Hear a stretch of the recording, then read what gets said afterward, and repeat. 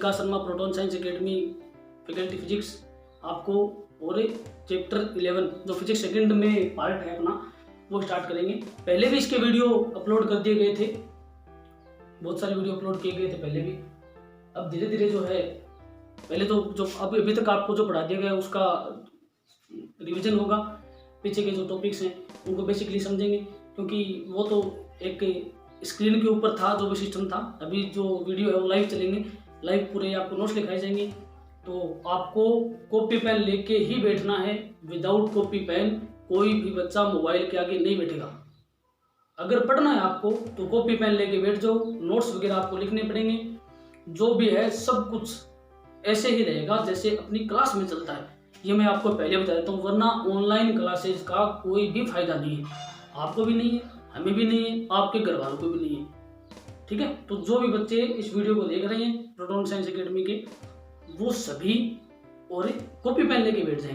पहली बात तो ये, आज तो नॉर्मल रिवीजन चलेगा, कल से स्पेशल आगे का जो पार्ट है वो सब बताया जाएगा आपको, नोट्स वगैरह सब कुछ लिखने पड़ेंगे, वरना कोई भी फायदा नहीं है। ठीक है, तो देखो किरण प्रकाश की जो था रे ऑप्टिक्स, उसमें स्टार्टिंग में प्रकाश जो था उसके बारे में स्टडी करते हैं कि प्रकाश क्या होता है। प्रकाश एक नाम है, नॉर्मली आप बोल सकते हो। एक बार क्या हुआ कि क्लास में था तो एक मैं बोल रहा था कि एक प्रकाश किरण, तो एक लड़की खड़ी हो गई कि सर मेरा नाम किरण है, आपने मेरे को ऐसा कैसे कहा कि प्रकाश की किरण है, तो किरण तो प्रकाश की होती है, उसमें तो कोई शक ही नहीं है कि प्रकाश की किरण कहाँ से हुई। चलो मजाक की बात है। प्रकाश का मतलब होता है कि कोई भी लाइट का मतलब कि प्रकाशित होना, जैसे सूर्य का प्रकाश है वो मान सकते हो आप, बल्ब का प्रकाश मान, कुछ भी प्रकाश का मतलब आप सभी समझते हो क्या होता है। ठीक है, तो प्रकाश जो है, ठीक है, वो एक ऊर्जा के रूप में आपके पास पहुंचता है। सूर्य का जो प्रकाश है वो ऊर्जा के रूप में आपके पास पहुंचता है। ठीक है, तो प्रकाश एक माध्यम हो गया, एक मीडियम हो गया। अगर प्रकाश नहीं होता अपने आसपास तो अंधेरा ही अंधेरा होता, और अंधेरा एनी टाइम कायम रहता। शक्तिमान में आता ना, अंधेरा कायम रहेगा, तो अंधेरा कायम रहता। तो प्रकाश का मतलब आपको कोई वस्तु दिखाई दे, आप किसी वस्तु को देख सको, वही प्रकाश होता है। ठीक है, तो प्रकाश एक माध्यम है जिससे आपको कोई वस्तु है वो दिखाई देती है। बिना प्रकाश आप किसी वस्तु को नहीं देख सकते। तो प्रकाश क्या हो गया, एक माध्यम जिसके कारण आपको कोई वस्तु दिखाई दे। नोट्स में पहले ही लिखा चुका हूँ, ठीक है, वो आप देख लेना। हिंदी मीडियम के लिए वीडियो, इंग्लिश मीडियम का बाद में अपलोड करेंगे, हिंदी मीडियम के लिए। ठीक है, तो प्रकाश का जो वेग है, प्रकाश का वेग, ठीक है, उसको सी से रिप्रेजेंट करते हैं। प्रकाश का वेग सी, ठीक है, इसे रिप्रेजेंट करते हैं सी से। आप वी से भी रिप्रेजेंट करते हो, वी है ये वेलोसिटी या वेग होता है, लेकिन ये माध्यम में अपन इसको माध्यम में शो करते हैं कि वी है वो माध्यम में वेग है। सी प्रकाश का वेग है हवा में, आंधी में, तूफान में, निर्वात में, जो भी है। ठीक है, हवा में मान सकते हो आप इसको, या निर्वात में मान सकते हो। तो सी इक्वल टू होता है 3 × 10⁸ मीटर प्रति सेकंड। ये प्रकाश का वेग होता है हवा में, वायु में, निर्वात में। ठीक है, अपने कमरे से बाहर, क्लास से बाहर, कहीं पर भी, मतलब नॉर्मली जो हवा में जो वेग है वो ये होता है। ठीक है, हाँ, तो प्रकाश है वो ऊर्जा के रूप में आपके पास पहुंचता है, ऊर्जा ही होती है प्रकाश, एक तरीके से ऊर्जा ही होती है। ठीक है, वी होता है माध्यम प्रकाश का वेग। उसके बाद में प्रकाश पुंज। प्रकाश पुंज से मतलब होता है कि ये प्रकाश किरणों का समूह होता है, ग्रुप होता है। बहुत सारी प्रकाश किरणें एक साथ इकट्ठी होकर उसके बाद में किसी के ऊपर आपतित हो रही है। जैसे मैं खड़ा हूँ और मेरे को आशीर्वाद दे दिया भगवान ने कि आपको मैं आशीर्वाद देता हूँ विकास की, आपको फिजिक्स बहुत अच्छी है। ठीक है, या आपके स्टूडेंट को फिजिक्स अच्छी है, तो बहुत सारे प्रकाश बाहर निकलेंगे, एक साथ इकट्ठे होकर मेरे ऊपर आ गए सारे के सारे प्रकाश। आशीर्वाद के रूप में होता है, फिल्मों में दिखाते हैं ना, ऐसे हाथ से बाहर निकलती है प्रकाश की किरणें, वो आशीर्वाद होता है। नॉर्मल एग्जाम्पल है, ऐसा होता नहीं है, नॉर्मली प्रकाश नहीं निकलता है बाहर, लेकिन एग्जाम्पल के लिए। ठीक है, तो प्रकाश पुंज का मतलब कि प्रकाश किरणों का समूह है आपके पास आ रहा है, वो बोलता है प्रकाश पुंज, उसको प्रकाश पुंज बोलते हैं। अब प्रकाश के अपवर्तन की बात करते हैं कि प्रकाश का अपवर्तन क्या होता है। पहले भी मैं लिखा चुका हूँ अपवर्तन क्या होता है, समझा दिया आपको, इसको समझ लो। अपवर्तन का मतलब होता है कि आपके पास कोई भी और एक पारदर्शी प्लेट है। पारदर्शी प्लेट का मतलब होता है चमकीली प्लेट। चमकीली प्लेट से मतलब जिसमें चमक हो, जैसे कोई कांच का टुकड़ा है, ठीक है, या कोई अपना दर्पण है, वो हो सकता है नॉर्मल। तो आप क्या करोगे, उसकी एक साइड में पॉलिश करोगे, या पॉलिश कर दी। पॉलिश करने के बाद में ये पारदर्शी माध्यम होता है, इसको पारदर्शी माध्यम बोलते हैं। जैसे दर्पण है, दर्पण में आप अपना मुंह देखते हो, वो एक पारदर्शी माध्यम ही होता है। इसके ऊपर कोई प्रकाश किरण आपतित हुई, ये होती है आपतित किरण। जो किरण आपतित होती है उसका नाम होता है आपतित किरण। ठीक है, आपतित होने के बाद में और ये उसी माध्यम में वापस चली गई। ऊपर माध्यम था दूसरा, नीचे माध्यम था दूसरा। यहाँ पर मैं मानता हूँ माध्यम फर्स्ट और यहाँ पर मैंने मान लिया माध्यम सेकेंड। ये मैंने माना है, एक्चुअल में होता नहीं है लेकिन मैंने सपोज कर लिया। तो प्रकाश किरण एक माध्यम से दूसरे माध्यम में नहीं है, उसी माध्यम में वापस चली गई। ठीक है, बहुत सारी प्रकाश किरणें निकलती है। प्रकाश किरण आई कहाँ से? पैदा तो होती नहीं कि भाई प्रकाश किरण ऑटोमेटिकली पैदा होगी। सूर्य का प्रकाश मान सकते हो आप, या अपना बल्ब उसका प्रकाश मान सकते हो, सीएफएल का मान लो, एलईडी का मान लो, कोई भी प्रकाश किरण होती है। बहुत सारी प्रकाश किरणें किसी पृष्ठ पर आपतित होती है, तो उनमें से हम सिर्फ एक प्रकाश किरण की बात करते हैं कि सिर्फ एक प्रकाश किरण लेते हैं बस। बाकी किरणें उनसे मतलब नहीं, ऐसे बहुत सारी आपतित होती हैं लेकिन एक प्रकाश किरण की बात करेंगे। ठीक है, तो ये होगी आपतित प्रकाश किरण और ये उसी माध्यम में वापस चली गई। ठीक है, बीच में होता है आपका अभिलंब, बीच में होता है विलंब। ये होगी आपतित किरण, या आपतित प्रकाश किरण, या आपतित प्रकाश या प्रकाश किरण, या आपतित प्रकाश किरण। ठीक है, ये होगी परावर्तित किरण या परावर्तित प्रकाश किरण। कई टीचर वो बोलते हैं कि भाई ये परावर्तित प्रकाश किरण नाम होना चाहिए, लेकिन पता है नॉर्मली किरण का मतलब प्रकाश किरण ही होता है, कोई स्पेशल नहीं है। क्योंकि किरण प्रकाश की पढ़ रही है तो प्रकाश की किरण ही होगी, तो इसमें कोई बड़ी बात नहीं होती। वो अलग, हर टीचर के अलग अलग नजरिया होता है पढ़ाने का, सभी अच्छा पढ़ाते हैं, कोई भी बड़ी बात नहीं है। तो आपतित किरण, परावर्तित किरण और अभिलंब। ठीक है, प्रकाश किरण किसी पृष्ठ पर आपतित हुई, आपतित होने के बाद में ये उसी माध्यम में वापस चलेगी, दूसरे माध्यम में नहीं गई। ठीक है, तो जब कोई प्रकाश किरण एक माध्यम से दूसरे माध्यम में प्रवेश करती है तो वह पुनः उसी माध्यम में वापस लौट जाती है, दूसरे माध्यम में प्रवेश नहीं करती। अपने पथ से विचलित तो होती नहीं है, ये तो मान लो आप। ठीक है, तो जब कोई प्रकाश किरण है वो एक माध्यम से दूसरे माध्यम में प्रवेश करती है तो वह पुनः उसी माध्यम में वापस लौट जाती है, उसी माध्यम में वापस लौट जाएगी। इस घटना को प्रकाश का परावर्तन कहते हैं। ठीक है, तो नॉर्मली परावर्तन की परिभाषा आपने 10th में पढ़ी है, जो भी है। हाँ, तो ये हो गया प्रकाश का परावर्तन। उसके बाद में परावर्तन जो है, उसके बाद में देखो घर, अपना घर होता है, नॉर्मली सभी के घर ही होता ही है। ये तो है नहीं कि कोई सड़क पे कोई नहीं रहता, सभी घर में रहते हैं। तो घर में के कुछ नियम होते हैं कि आपको सुबह 5 बजे उठ के पढ़ना है, रात को 11 बजे तक, 12 बजे तक आपको पढ़ना है। नॉर्मल फैशन होती है कि 10 बजे तक बच्चे पढ़ते हैं, लेकिन 11-12 बजे तक आपको पढ़ना है। ठीक है, 10 बजे का तो एक टाइम है कि 10 बजे तक पढ़ता हूँ, वो टाइम गया, वो जमाना गया, वो जमाना आज नहीं है। ठीक है, तो घर का नियम है कि 10 बजे, 11 बजे, 12 बजे तक आपको पढ़ना है, ये घर का नियम है।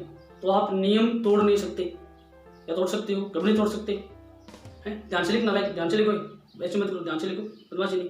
हाँ, तो जो नियम जो है, ठीक है, वो होता है घर का। उसी प्रकार परावर्तन का भी नियम है, बिना नियम के परावर्तन भी संभव नहीं है। ठीक है, परावर्तन का भी कुछ नियम, अगर ये नियम या शर्त लागू नहीं होगी तो परावर्तन नहीं होगा, और आपके घर में जो नियम है वो लागू नहीं होगी तो घर का सिस्टम जो है वो फेल हो जाएगा। लोग बातें करेंगे कि बच्चा ऐसे ही है। ठीक है, तो परावर्तन के नियम के बारे में पढ़ते हैं कि परावर्तन का नियम क्या होता है। परावर्तन तो लगभग सभी को समझ में आ गया होगा, कोई बड़ी बात नहीं है परावर्तन की। ठीक है, परावर्तन के नियम,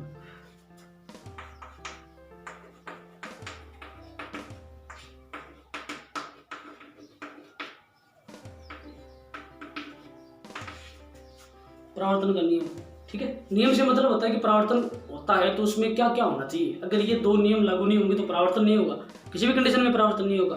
ठीक है, तो परावर्तन में फर्स्ट नियम जो है, ठीक है, वो होता है आपतन कोण I इक्वल टू परावर्तन कोण स्मॉल r। आपतन कोण I है तो परावर्तन कोण स्मॉल r के बराबर होता है, हमेशा बराबर होगा ये। ठीक है, अब आपतन कोण I क्या होता है, परावर्तन कोण r क्या होता है, सीधी सी बात है। ठीक है, आपतन कोण I, परावर्तन कोण r क्या होता है, पहले पढ़ो, देखो इसको समझो।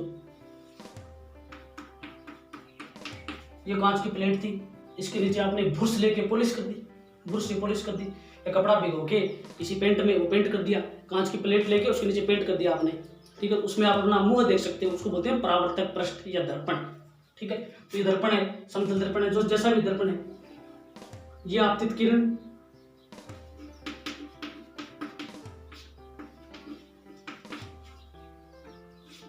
ये परावर्तित किरण। ठीक है,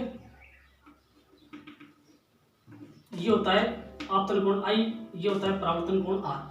ठीक है, और बीच में होता है आपका अभिलंब, ये अभिलंब। तो डायग्राम में ध्यान से देखो, आपतित प्रकाश किरण और अभिलंब के बीच का जो कोण है वो कोण होता है आपतन कोण। इसकी परिभाषा एग्जाम में कोई नहीं पूछता, लेकिन होना चाहिए, कॉन्सेप्ट क्लियर होना चाहिए। आपतन कोण, अभिलंब और आपतित किरण के बीच का कोण आपतन कोण होता है, और अभिलंब और परावर्तित किरण के बीच का कोण होता है परावर्तन कोण। परावर्तन कोण, ठीक है। और ये कोई दर्पण या कोई परावर्तक पृष्ठ या कोई चमकीला परावर्तक पृष्ठ या चमकीली परावर्तक सतह, कुछ भी बोल सकते हो इसको, ठीक है। कांच का टुकड़ा ले लिया, उसके पीछे पेंट कर दो, उसको वही परावर्तक पृष्ठ है, ठीक है। दर्पण से आपने देखा होगा कभी कभी कि बच्चे क्या है कि ज्यादातर बदमाशियां करते रहते हैं, नटखट होते हैं बच्चे, ठीक है। तो एक दर्पण लेके और सूर्य का प्रकाश दर्पण के ऊपर आपतित करवा के, ठीक है ना, उसकी चमक किसी के मुंह पे मारते हैं, किसी के मुंह पे उसकी चमक मारते हैं, तो वो परावर्तन मान सकते हो आप कि वो ही परावर्तन है, उसको परावर्तन कह सकते हो आप। दूसरी चीज, बाइक का जो साइड ग्लास है, बाइक के साइड ग्लास के कभी कभी आपको ऐसे चमक आपके मुंह पे आती है, फिर आप बैठे होते हो तो आप बोलते हो कि ग्लास जो बाइक का जो शीशा है साइड का, जिसमें पीछे से आने वाले वाहन देखते हैं, तो उसको नीचे करके उसकी चमक मेरे मुंह पे आ रही है, ठीक है। तो वो प्रकाश का परावर्तन मान सकते हो आप, उसी तरीके से परावर्तन होता है, ठीक है। तो आपतित किरण और परावर्तन जो अभिलंब है उसके बीच का कोण आपतन कोण, अभिलंब और परावर्तित किरण के बीच का कोण परावर्तन कोण होता है। परावर्तन कोण को स्मॉल r से रिप्रेजेंट करते हैं और आपतन कोण को स्मॉल i से रिप्रेजेंट करते हैं, ठीक है। तो i का मान r के बराबर होना चाहिए, i इक्वल टू r, ये होना चाहिए तभी परावर्तन होगा, वरना नहीं होगा। ये परावर्तन का नियम है, इसको आप तोड़ नहीं सकते, जो है सो है, नियम जो है, ठीक है। नियम को, सिद्धांत को आप कभी भी चेंज नहीं कर सकते। नियम जो हो गया वो हो गया, वैज्ञानिक रिसर्च करने के बाद नियम बनाता है। आप बोलते हो ना कि भी किरचॉफ का नियम, मतलब विन का विस्थापन नियम, तो नियम जो है सो है, नियम को चेंज नहीं कर सकते। नियम में क्यों शब्द जो है वो किसी भी सिचुएशन में लागू नहीं होता, नियम है उसको आप चेंज नहीं कर सकते, वो बहुत ज्यादा रिसर्च करने के बाद में डेवलप होता है, बनता है, ठीक है। तो I का मान R के बराबर होना चाहिए, परावर्तन का प्रथम नियम है। दूसरा नियम है, ठीक है, वो क्या होता है, वो देखो। दूसरे नियम का मतलब है कि आपके पास तीन चीज थी, एक तो था आपके पास ये परावर्तक पृष्ठ या कोई चमकीली सतह, ये आपतित किरण, ये परावर्तित किरण, और बीच में था आपके अभिलंब, ठीक है। ये आपतन कोण I था, यहाँ पर था परावर्तन कोण स्मॉल r, ठीक है। तो ये तीनों, फर्स्ट, सेकंड और थर्ड, आपतित किरण, अभिलंब और परावर्तित किरण, तीनों एक तल में होने चाहिए। जो तल है इसी में होनी चाहिए, इस तल में या इसी सरफेस पे, इसी तल में होनी चाहिए। यह नहीं है कि ये दूसरे तल में हो गई, आपतित किरण यहाँ है, परावर्तित किरण है वो निकल रही है बाहर बस स्टैंड से, आपतित किरण है वो तो अपनी प्रोटोन अकेडमी में, और परावर्तित किरण है वो निकल रही है बस स्टैंड से, और अभिलंब है वो बाईपास पे, राजघाट वाले बाईपास पे उधर बीच में है। हाँ, तो ऐसा नहीं होता कभी भी, ठीक है ना, तीनों एक तल में होनी चाहिए। तो परावर्तन के नियम मैंने आपको लिखवाए थे नोट्स में। फर्स्ट, आपतित किरण, परावर्तित किरण, अभिलंब तीनों तल में होनी चाहिए, और I की वैल्यू है वो R के बराबर होना चाहिए। ये परावर्तन के नियम होते हैं, ठीक है। उसके बाद में जो है वो होता है अपना दर्पण।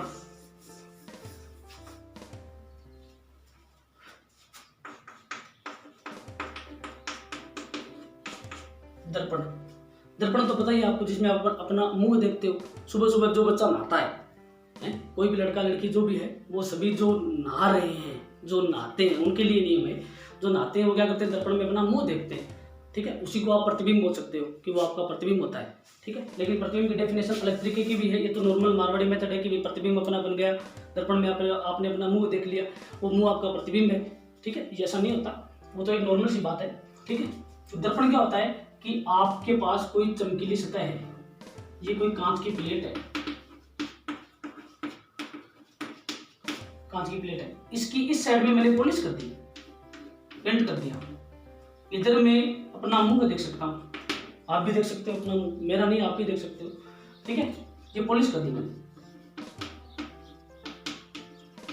पॉलिश करके और इस साइड में मैं अपना मुंह देख सकता हूँ। मतलब ये एक परावर्तक पृष्ठ की भांति व्यवहार करता है, परावर्तक पृष्ठ या सतह की भांति व्यवहार करता है, ठीक है। तो इसको आप दर्पण बोलते हो, कि पॉलिश युक्त चमकीला परावर्तक पृष्ठ दर्पण कहलाता है। कांच की प्लेट लेके उसके ऊपर पॉलिश कर दो तो दर्पण बन जाएगा।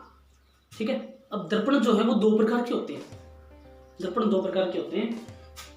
ठीक है। पॉलिश का जो है, अब मैं तो पॉलिश इस तरीके से करता हूं, आप पॉलिश इस तरीके से भी कर सकते हो। ये क्या हो गई पॉलिश। ठीक है। और इसके अतिरिक्त आप इस तरीके से भी पॉलिश कर सकते हो।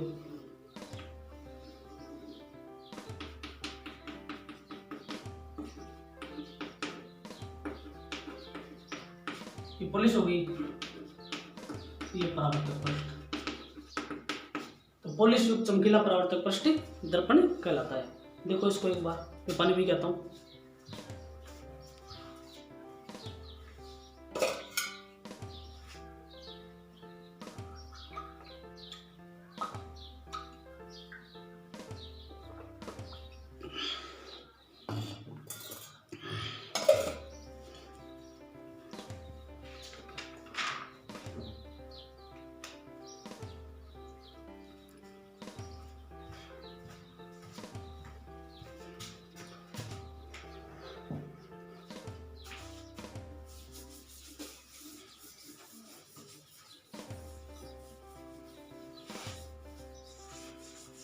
तो दर्पण पॉलिश युक्त चमकीला परावर्तक पृष्ठ दर्पण कहलाता है। उसके बाद में दर्पण के प्रकार।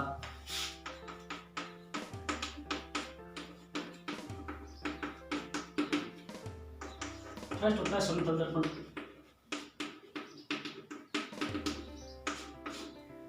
समतल दर्पण, समतल दर्पण का मतलब है समतल होना चाहिए, दर्पण जो है वो समतल होना चाहिए। ठीक है। अब समतल दर्पण का मतलब समतल कांच की प्लेट, उसके पीछे आपने पॉलिश कर दी, वो समतल दर्पण बन जाएगा।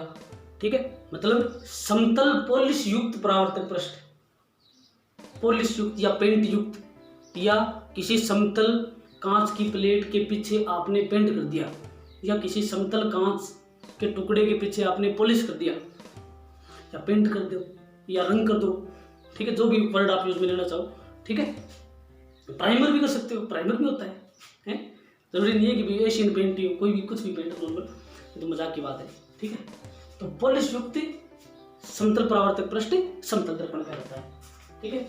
अब समतल दर्पण जो है, ठीक है, समतल दर्पण, समतल दर्पण पॉलिश युक्त चमकीला परावर्तक पृष्ठ हो गया। अब समतल दर्पण के बाद में 2 नंबर गोलीय दर्पण।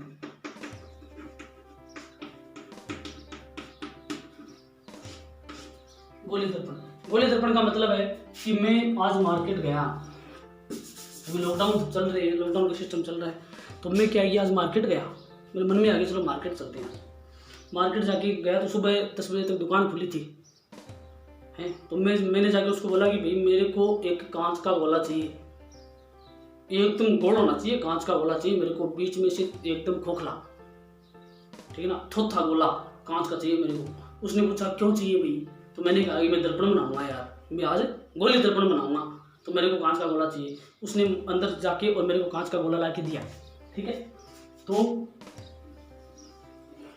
ये गोला है जो मैं मार्केट से लेके आया था, ठीक है ना। इसको मैंने क्या किया, एक फंदर ले लिया, ठीक है, या चाकू ले लिया, चाकू लेके बीच में से काट दिया। अब चाकू से कटता नहीं लेकिन मैंने काट दिया, जबरदस्ती काट दिया। ठीक है। इसको काटने के बाद में मेरे पास 2 पार्ट आ गए इसके। ठीक है। इसको मैंने काट दिया, मतलब काट डाला, इसको मैंने काट डाला। काटने के बाद में इसके 2 पार्ट हुए, एक तो ये और एक ही।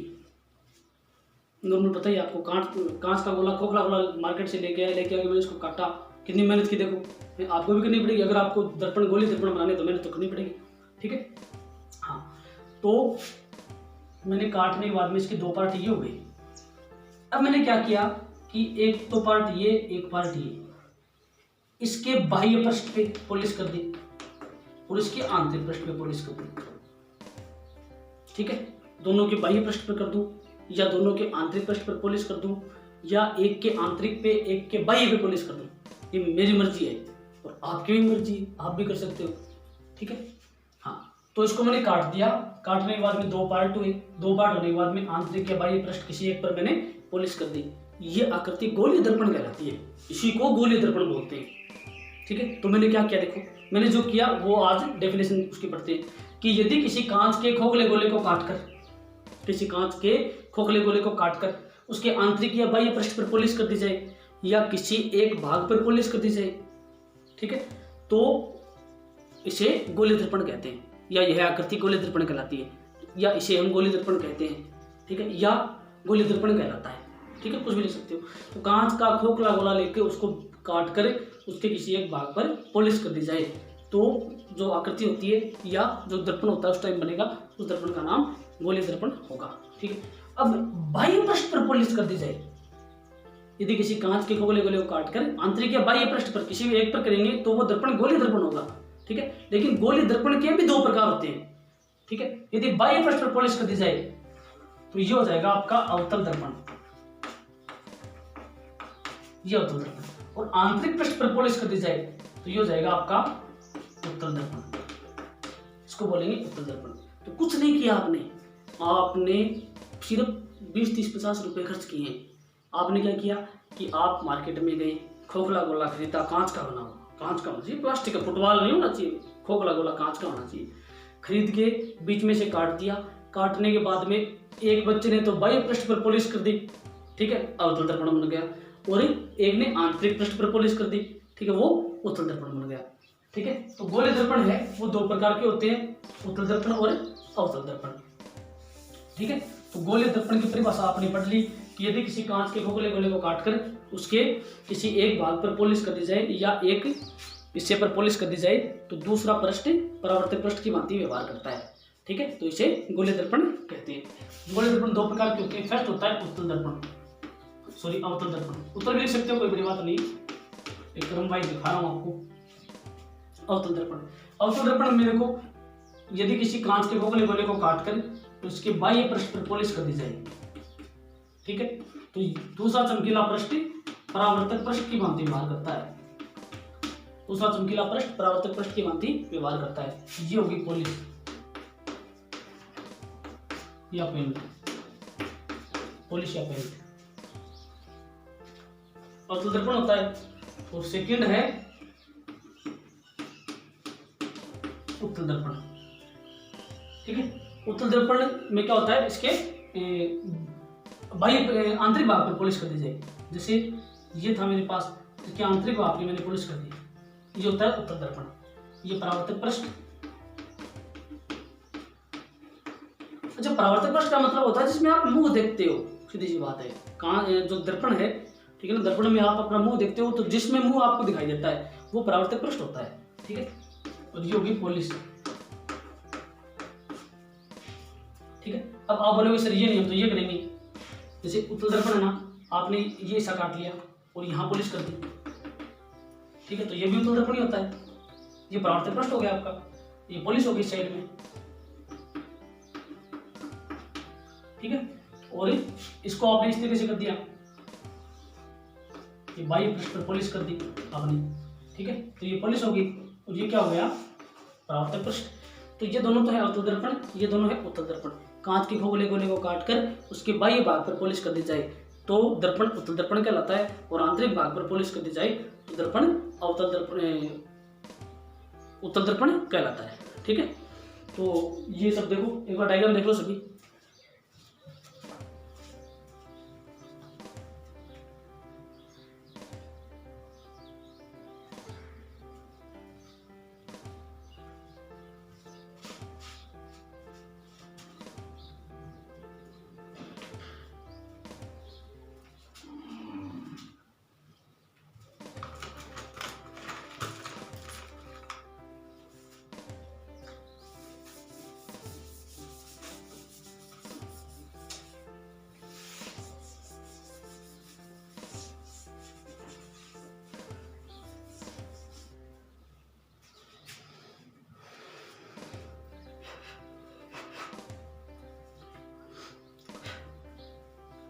हाँ, अब देखो, तो गोलीय दर्पण में आपने पढ़ लिया। अब भाई बात करते हैं कि वास्तव में गोलीय दर्पण किसी गोले का हिस्सा होता है या नहीं, ये भी तो देखने की बात है कि गोली दर्पण है वो किसी मतलब गोले का हिस्सा होता है या नहीं। ये जैसे उत्तल दर्पण है, तो उत्तल दर्पण पीछे से जो व्हीकल आते हैं, जो वाहन आते हैं, गाड़ी का जो साइड ग्लास होता है जिसमें पीछे से आने वाले वाहन आप देखते हो, ठीक है, उससे वो साइड ग्लास उत्तल दर्पण होता है, ठीक है। तो वो इतना गोल थोड़ी होता है, उस उत्तल दर्पण की आकृति इतनी गोल थोड़ी होती है, ठीक है। तो ये नॉर्मल ध्यान रखना आप कि दर्पण जो होते हैं, दर्पण, उनकी आकृति इतनी ज्यादा वक्राकार नहीं होती, इतनी ज्यादा वक्राकार नहीं होती, उनकी आकृति थोड़ी सी बस इस तरीके से, मामूली बहुत। आपको छूने से महसूस होगा, अगर आप दर्पण को छूओगे तो आपको महसूस होगा कि ये कुछ इसमें है, ठीक है ना, ये कुछ दर्पण है, ठीक है ना। बाकी वैसे कोई वो नहीं होता, ठीक है ना। हाँ, छू गया तब आपको पता चलेगा कि वास्तव में ये कौन सा दर्पण है। नॉर्मली देख के इतना पता नहीं लगता अपने को, वैसे देख सकते हैं लेकिन इतना आइडिया नहीं होता बच्चों को, ठीक है ना। हाँ, तो ये शेप इतनी ज्यादा वक्राकार नहीं होती, ये थोड़ी बहुत वक्राकार होती है मामूली, इसमें इतना ही होता है बस। मतलब इसको आप एक सीधी प्लेट सी मान सकते हो, सीधी प्लेट सी, ठीक है ना। इसकी आकृति को आप नगण्य मानते हो, इसको आप नगण्य मानते हुए कैलकुलेशन करते हो, ठीक है। हाँ, तो दर्पण जो है, दर्पण के सामने आप खड़े होते हो तो दर्पण में आपकी आकृति दिखाई देती है, उस आकृति को आप प्रतिबिंब बोलते हो, ठीक है ना। तो प्रतिबिंब जो होता है वो वास्तव में प्रकाश किरणों के एक जगह मिलने से बनता है, कि प्रकाश किरणें एक जगह मिल गई, इकट्ठी हो गई या मिलती हुई प्रतीत हुई, आपको महसूस हुआ कि वास्तव में प्रकाश किरणें वहां पर मिल रही है क्या, ठीक है। या तो वास्तव में मिल गई या आपको एहसास हुआ, महसूस हुआ, आभास हुआ, ठीक है ना, कि वहां पर प्रकाश किरणें मिल सकती हैं। तो जहां पर प्रकाश किरणें वास्तव में मिलती है वहां पर बनता है वास्तविक प्रतिबिंब, और जहां पर प्रकाश किरणें मिलने का आपको आभास होता है या प्रकाश किरणों को पीछे बढ़ाने पर प्रतिबिंब बनता है, ठीक है ना, प्रकाश किरणों को पीछे बढ़ाने पर प्रतिबिंब बनता है, वो होता है आभासी या काल्पनिक प्रतिबिंब, ठीक है। अवतल दर्पण में वास्तविक प्रतिबिंब बनता है और उत्तल में आभासी प्रतिबिंब बनता है, ठीक है। तो प्रतिबिंब की स्टडी है वो नेक्स्ट वीडियो में करेंगे, क्योंकि वीडियो बहुत लंबा हो जाएगा। तो ये तो सिर्फ रिवीजन था। नोट्स जब मैं लिखाऊंगा तो सभी बच्चे कॉपी पेन लेके मोबाइल के आगे बैठ जाना या लैपटॉप के आगे बैठ जाना, ठीक है। और इस वीडियो को देखो, समझो किस तरीके से पढ़ाया। क्लास में जो स्टडी होती है वही स्टडी करवाई जाएगी, वो सिस्टम नहीं है जो भी है, चाहे 40 मिनट की क्लास हो, 50 मिनट की हो, 1 घंटे की हो या 20 मिनट की हो, ठीक है। जो भी होगा वो क्लास में होगा, वही होगा, ठीक है। अभी इंग्लिश मीडियम का वीडियो भी अपलोड हो जाएगा, proton science academy English medium का वीडियो अपलोड अलग अलग करेंगे, हिंदी मीडियम इंग्लिश मीडियम का अलग अलग। सेम डे समझ में नहीं आता क्योंकि बच्चों का शिकायत आ रही है कि सर मैं समझ में नहीं आ रहा, ये नहीं आ रहा, वो नहीं आ रहा, ठीक है। तो ये वीडियो देखो, ठीक है। उसके बाद में आपको प्रतिबिंब का वीडियो है वो नेक्स्ट वीडियो प्रतिबिंब का बनाएंगे, ठीक है। बाय।